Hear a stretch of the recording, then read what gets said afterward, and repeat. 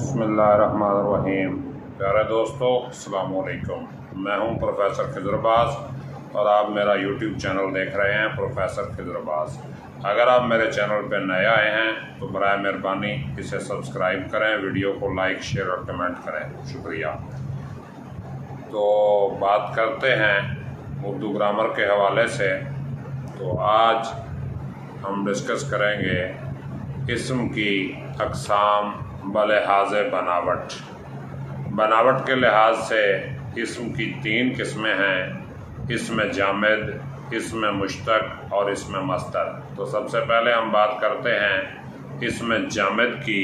जामिद का मतलब है जमा हुआ, यानी वो इस्म जो ना तो खुद किसी लफ्ज़ से निकला ना उससे कोई और लफ्ज़ निकले, उसे हम जामिद कहते हैं। जैसे ईंट, पत्थर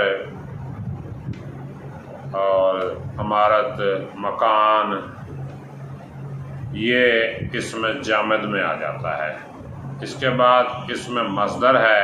मस्दर का मतलब है निकलने की जगह। वो इस्म जो खुद तो किसी से नहीं निकला मगर उससे कवायद के मुताबिक और बहुत से इस्म निकल सकते हैं। उर्दू में मस्दर की अलामत है नून अलिफ ना। लफ्ज़ के आखिर पे नून अलिफ ना आता है। जैसे उठना, बैठना, चलना, करना, जाना, आना। और कुछ लफ्ज़ ऐसे भी हैं जिनके आखिर पे नून अलिफ ना आता है मगर वो मस्दर नहीं होते।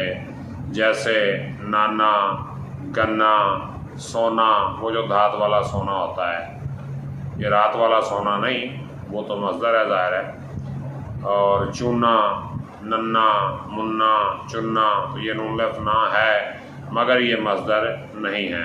तो मस्दर की जो पक्की निशानी है वो ये है कि अगर नून अलिफ ना को हटा दिया जाए तो पीछे फ़ेल अमर यानी हुक्म बाकी बचता है। जैसे उठना का ना हटाएंगे तो पीछे बचेगा उठ, तो ये हुक्म है।